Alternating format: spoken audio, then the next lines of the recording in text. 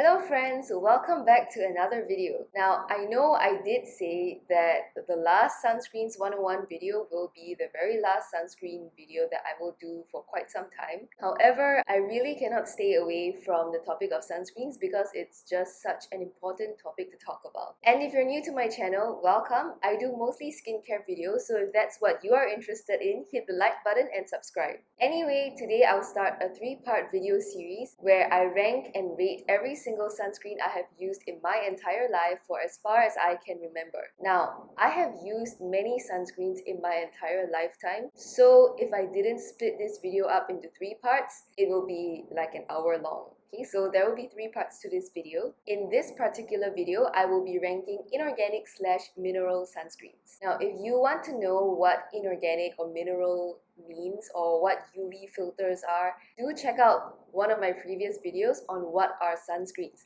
I'll put the link up here and it's also in the description below. For each sunscreen that I will rank and rate, I will include a photo of that sunscreen and also its name and different features, including what UV filters it contains, whether it contains alcohol, fragrance, or essential oils, and whether it is water resistant or not. I will also talk through each sunscreen and give a mini review of the texture and feel of that sunscreen on my skin, and also if it irritated my skin or clogged my pores and whether I liked it or not. Now, in terms of ranking and rating, I will be using Tiermaker. Now, many people in the YouTube skincare community have used Tiermaker to rank and rate different skincare items. So I am going to give it a try and I hope it will be a fun and engaging way to review and rate products. So just for your reference, the skin type that I have on my face is oily and acne prone. It is also sensitive to fragrance and essential oils, and at the same time it's also particularly sensitive to one UV filter called octinoxate. So in terms of whether something will clog my pores or not, if a skincare product is formulated with more than 2 ingredients that are rated above a 2 on a comedogenic scale, and that particular ingredient is found pretty high up in the list or somewhere in the middle of the list, that particular skincare product is going to be very likely to cause acne on my skin. So I will talk more about this acne prone skin in another video series that I will do in the future on oily acne prone skin. Anyway, just remember that everyone's skin is different. If you do have a similar skin type or skin concerns as I do, then what works and doesn't work for me might apply to you too. Then again, everyone's skin is unique. So all my reviews are based on my personal experience. So I just hope that this whole process of reviewing and rating every sunscreen helps you and guides you in your decision-making process to find a sunscreen that works well for you. So without further ado, let's dive right in. Okay, so here are the categories that I will be using to rank and rate my sunscreens. The first one is absolutely love it, which means I love to use it on my face, I love to use it on my body, I will highly recommend it to everyone, and I will also continue to repurchase it. The second category is for the body. So this category means I might not necessarily have enjoyed using it on my face, but I really like to use it on my body. Or I just straight away like to use it on my body anyway, and I will still highly recommend it as a body sunscreen. Number 3 is it's okay/meh, which is a category that describes sunscreens that I didn't particularly like or dislike. It was just fine, but I will not repurchase it because I have found other better sunscreens that work for me. Number 4 is not for me, which are just sunscreens that did not work for me. It didn't work for me either on my face or my body, but it could work for you if you have a different skin type from me. Like if you don't have oily acne prone skin, or your skin is not sensitive, or if you have normal skin type or dry skin type. And the last category is discontinued, which is a category of sunscreens that I either used to love or I never really liked to begin with. However, that brand just decided not to continue making that particular sunscreen for different reasons. Okay, so now we will move on to the inorganic sunscreens.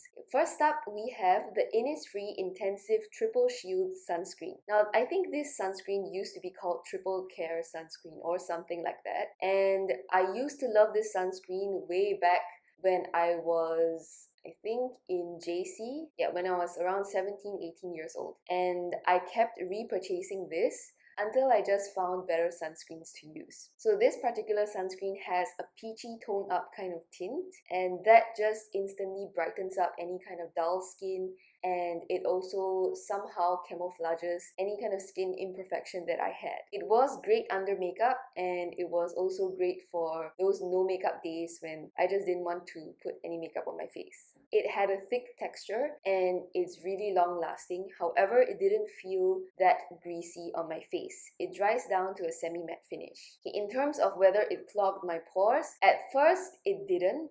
But as I kept using it, it did clog my pores and triggered my acne. So I would put this under it's okay, meh. Okay, next is the Neutrogena Sheer Zinc Dry Touch Sunscreen. Now, I absolutely detested this. There is nothing sheer or dry touch about this sunscreen as it claims to be. I bought this once to try out inorganic sunscreens during a time when my skin was feeling particularly sensitive, because I thought inorganic sunscreens will be less sensitizing than organic sunscreens. However, this sunscreen was just thick and sticky. It did not dry down no matter how long I waited. It was dehydrating on my skin, and yet it felt greasy at the same time. I'm not sure how they did it. It was also incredibly hard to blend into my skin. It didn't work well under makeup, and it had such a terrible white cast on my fair skin that it made me look like a sheet of white paper. And in addition to that, it was incredibly hard to remove from my skin. Even when I used it on my body, a normal body cleanser will not be able to remove this. I had to use a shower oil to remove this from my skin. So this sunscreen is not for me, although it might work for some people, although I'm not sure exactly who it will work well for. Maybe if you don't have oily, acne-prone skin, it might work for you. This is just not for me. Next is the Ego Sun Sense Sensitive Light. Now this inorganic sunscreen was much better than the Neutrogena Sheer Zinc sunscreen. However, it did still have a bit of a white cast, though it wasn't as offensive as the Neutrogena one. It was a little bit thick and sticky, although not as much as the Neutrogena one as well. And it also clogged my pores after I used it for about maybe a week or so. However, it was mostly blendable on my skin, and it was also super water resistant. So when I use it on my body, I have to use shower oil to remove it, and when I use it on my face, I have to use a cleansing oil to remove it. So this one is not for me, but it might work well for you if you don't have oily, acne-prone skin. And lastly, we have the Purito Comfy Water Sunblock. Now this was the best mineral or inorganic sunscreen I had ever used until it was discontinued. And it was discontinued mainly because it didn't match up to its SPF claims.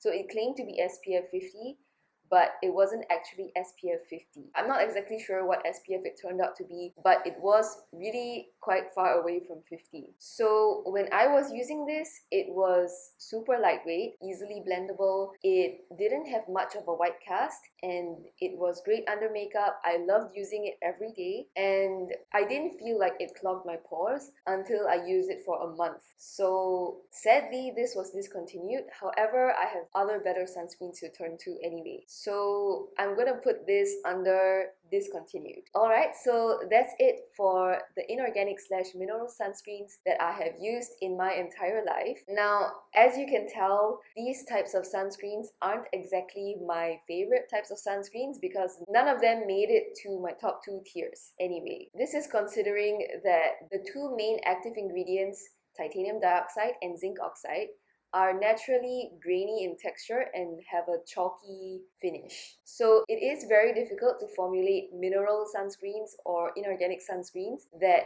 feel nice on the skin and don't have that white cast or chalky finish. This is not to say that there aren't good inorganic sunscreens out there. I'm sure there are. However, I just feel like there are other types of sunscreens that work so well on me that I don't have to try so hard to find an inorganic sunscreen. There are benefits of using inorganic sunscreens, and they are particularly good for people who have super sensitive skin or for toddlers and babies above the age of 6 months old.